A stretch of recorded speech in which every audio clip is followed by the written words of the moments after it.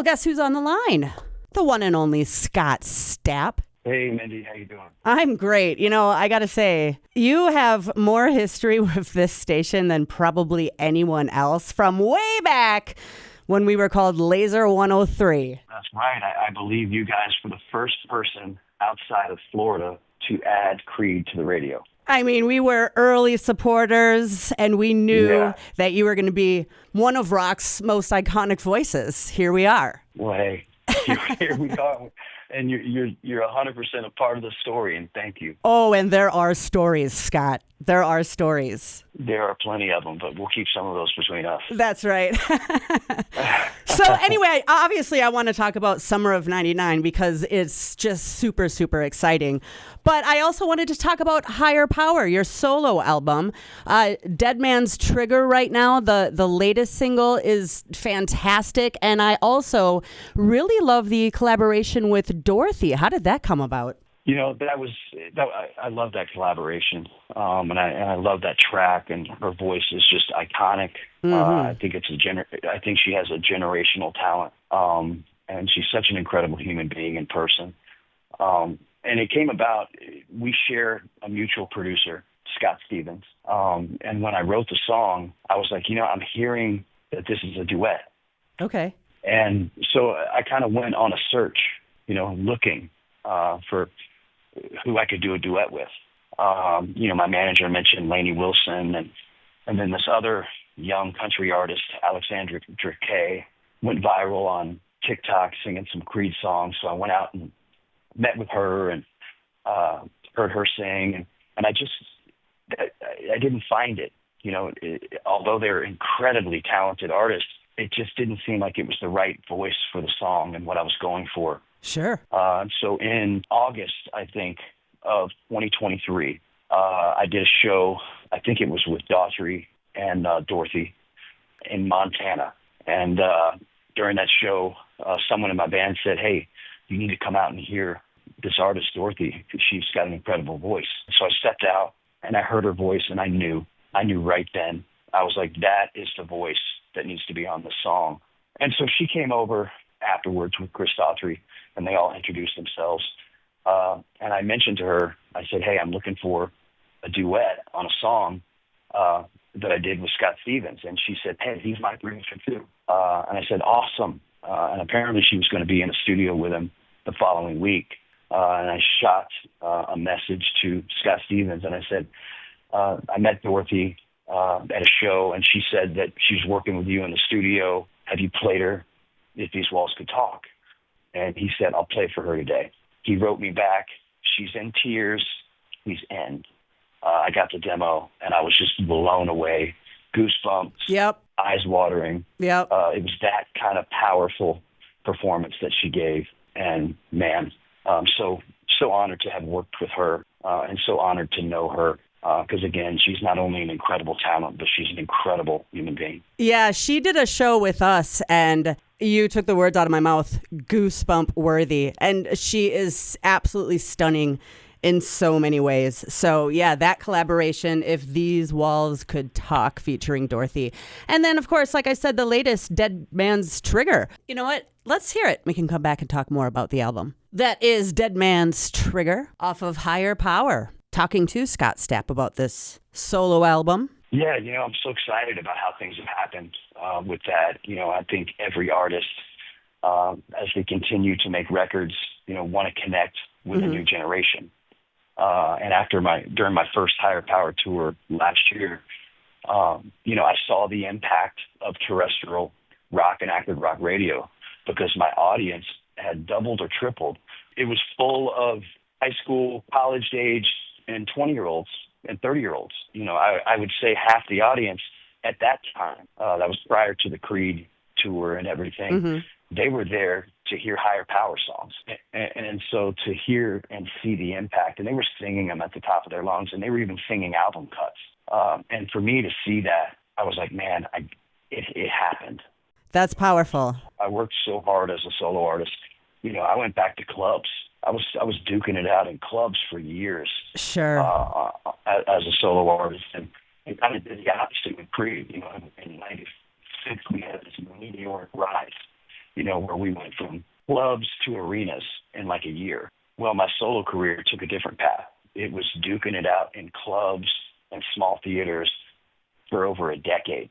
And now to see the impact that this new record has had on my audience in terms of it tripling, and that they're there to hear these solo songs. Yeah. It's fulfilling to see me connect fresh with a new generation, and they're feeling it, and so it's good. It's good times, man. I mean, Yeah. I couldn't feel like more of a blessed human being right now with everything that's going on with Creed and success of the solo record. Yeah, I mean, and you're right, too, because I'm thinking you've been around for decades and decades. But yeah, there is a separation between Creed and the success there, and then probably almost feeling like you're starting from scratch, starting over as a solo career. So to get that crowd and that new audience in front of you, yeah, I would imagine that's a pretty powerful thing. Yeah, it was awesome, too. And then to as a solo artist, because of the success so far of Higher Power, to get asked to play at Danny Wimmer events and new festivals that Creed hadn't even played, because of the music and how relevant it was in the scene, again, has just been so fulfilling as a solo artist, and it gives me motivation to keep going. Absolutely. And, all the guys in Creed are doing their own thing. Mark has his whole solo stuff. He has his other bands, and we're all supportive of that. And we just want success for everybody. And I think we've all gotten to a place where we're everyone's biggest cheerleader. And I think that's really going to impact how possibly, if it happens, a new Creed record comes together. Because it'll be authentic and come from a place of brotherhood and friendship. Yeah. And it could potentially be one of the best records we ever do. Well, I'll tell you what, fingers and toes are crossed over here. When Summer of 99 was announced, I mean, you guys played Alpine Valley 25 years ago. So this is like a full circle thing. And to have Nickelback headlining one night, you guys headlining the second, I mean, the lineup, all these bands, you're talking about going out and seeing Dorothy's set. Whose set of these two nights do you have to see? I mean, I wouldn't want to miss a single one. Yeah, I mean, you nailed it. I mean, I want to see everyone. Right. Both nights. And so I'm excited about it, and I think the fans are going to love it. And it's going to be an incredible night of music. And of course, I got to say, it's really sad to see Three Doors Down having to pull out with Brad Arnold's cancer diagnosis. So we wish him the best, obviously. Yeah, that's tragic. We're praying for Brad every day and just hoping for a miracle there. Absolutely. I will say that the hoghead of the day all week will get tickets to the Summer of 99, the night that Creed is headlining. So that is Saturday, July 19th. Of course, Nickelback headlining the first night, Friday, July 18th. I got to ask you, because I don't really know anything about racing, but what's with a Creed car were you guys at the Indy? How did that come about? That was the Indy 500. It blows my mind. The racing team were fans. Meyer Shank Racing, the owners of the team and the drivers were huge Creed fans, and they wanted to put Creed on their car, and they played, all their favorite Creed songs in the driver's helmet during the race and in the pit, and we got that beautiful car. It was awesome, and to get to ride in Indycar the day before and get to feel the power, and just the sheer force of what those drivers endure when they're racing. Just let me know what true athletes they are, because I could feel the impact on my body. Right. I was going to ask if you were in the car. How fast?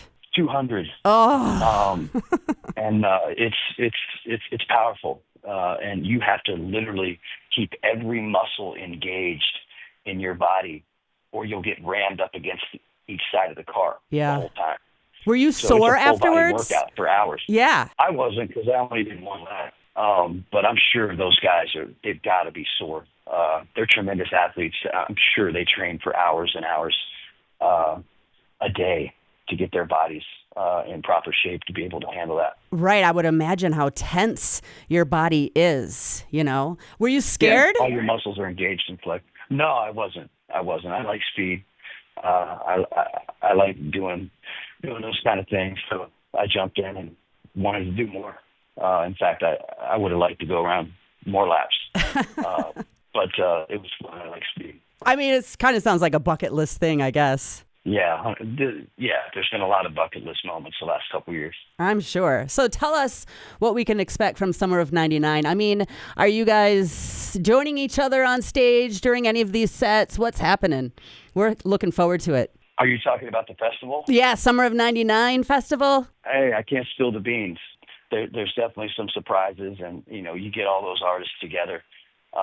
Who knows what's going to happen? Yeah, and you've got a great night, a day to remember, Seven Dust, Mammoth WVH, Wolfie, what a darling, Hinder, Vertical Horizon, Fuel. So that's the lineup Saturday night. Of course, Nickelback Live, Daughtry, Tonic, Our Lady Peace. I'd also love to see Lit. So what a great suggestion. This is the second time, right? So, but it's never been here. So we're looking forward to it. And thank you for bringing it here. Yeah, we're excited. And listen, thank you guys for supporting my new single, Dead Man's Trigger. Thank you guys for supporting Higher Power. And always thank you for helping to break Creed, because we wouldn't be here today without the support of rock radio and everything that you've done for us. So thank you, man. We appreciate it. You know what? We've always been in your corner. We've never stopped. We never accepted the hate, which is so ridiculous and so beyond that. It's something that is very laughable now. Well, we appreciate it, and we'll never forget it. Well, Scott, we are very much looking forward to seeing you on July 19th. I'm sure you're there for both nights, of course, just checking it all out, feeling the vibe at Alpine Valley. Summer of 99 and Beyond Festival. Man, it's going to be the best 2 nights of dad rock ever. Yeah, baby. All right, thanks so much for the chat. Good catching up with you. Hey, thank you. Yeah, you too. See you soon. Take care.